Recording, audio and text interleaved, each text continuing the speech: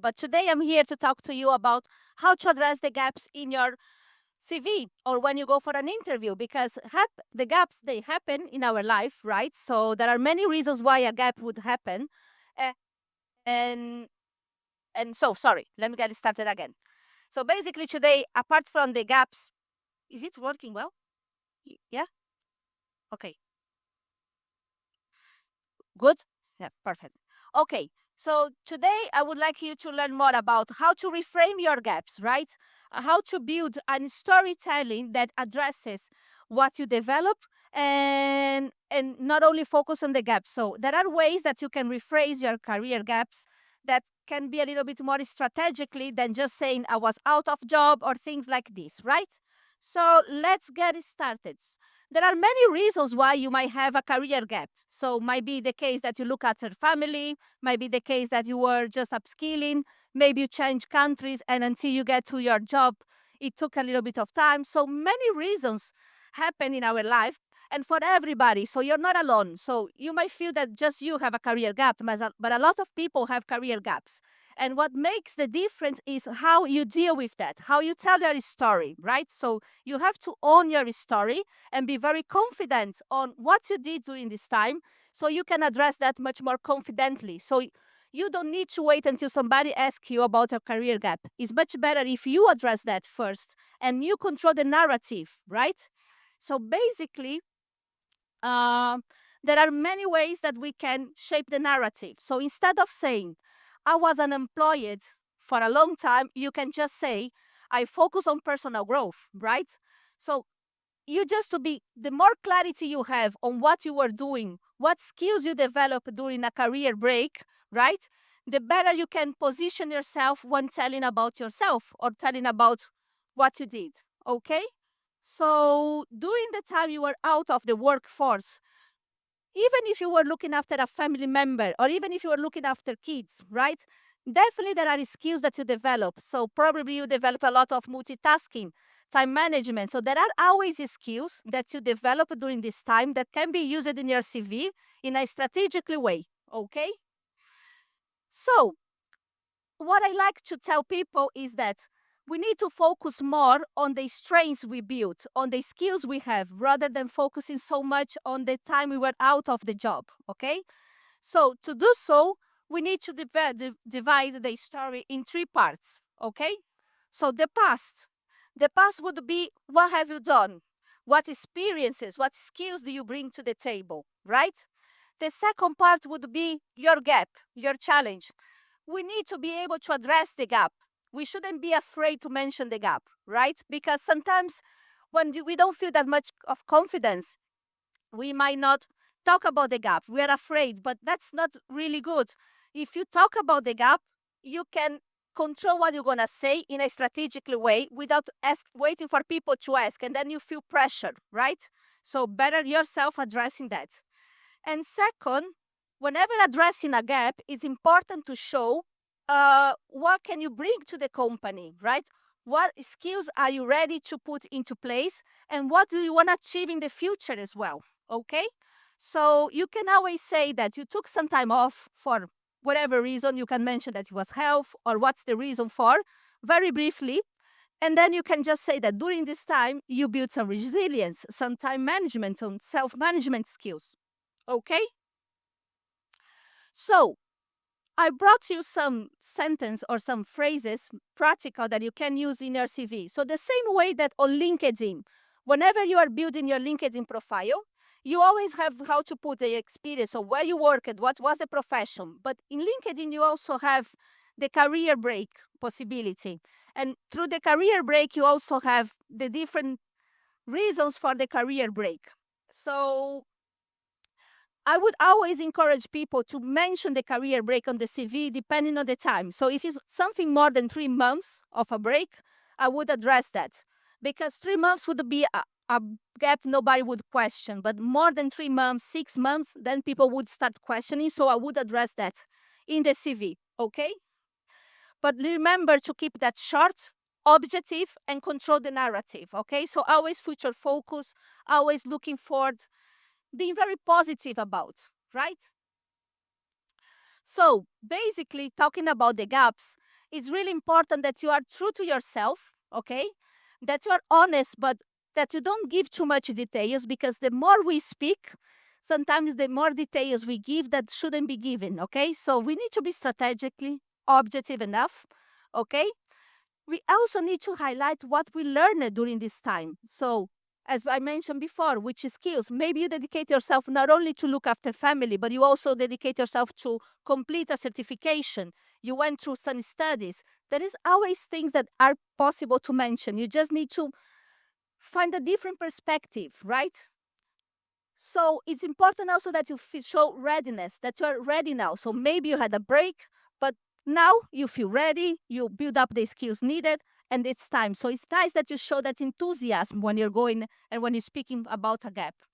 And also, the more you practice your storytelling, the more you practice what is the story behind that break, the more natural it looks when you speak to people and more convincing you are. Because it's all down to confidence, how you position yourself. And now I would like to invite you to think about who in the audience has a career gap. Put your hands up. Yeah? Perfect. Perfect. So I would like to ask you to think about your career gap and how would you address that now that you know some sentences? How would you address this in a positive way? I will give you 30 seconds to think about that. And if somebody wants to share, I would be very happy to hear.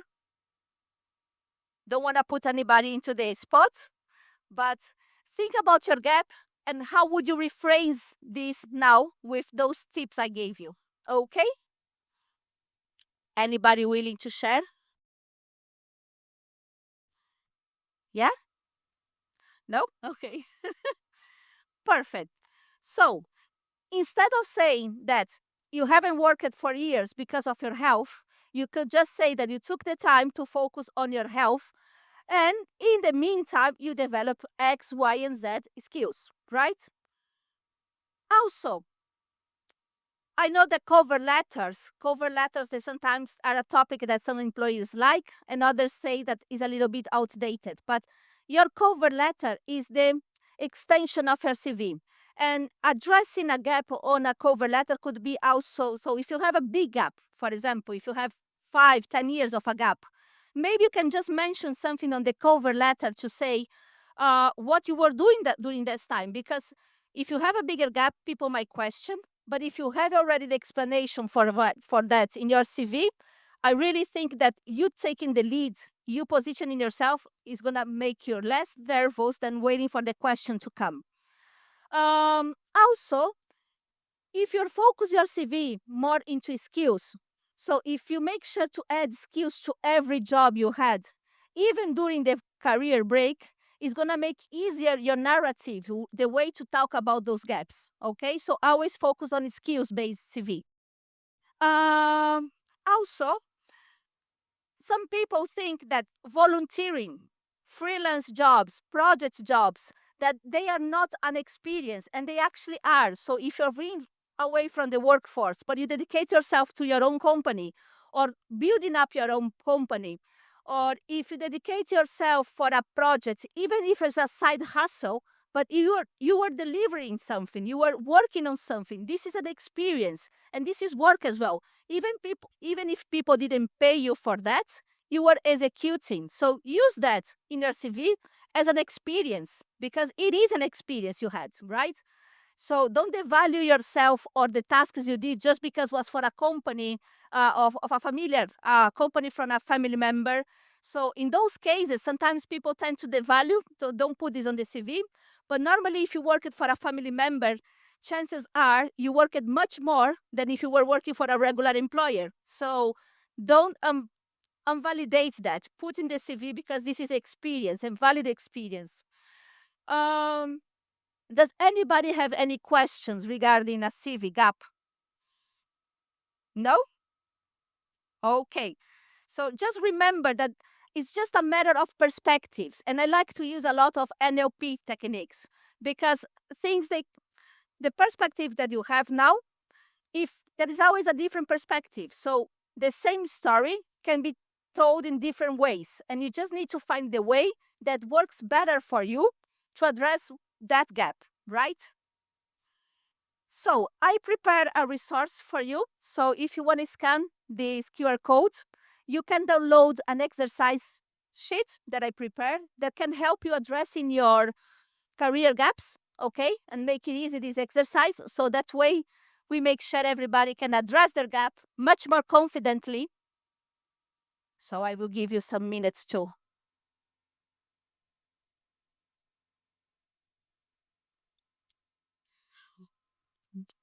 Yeah, great.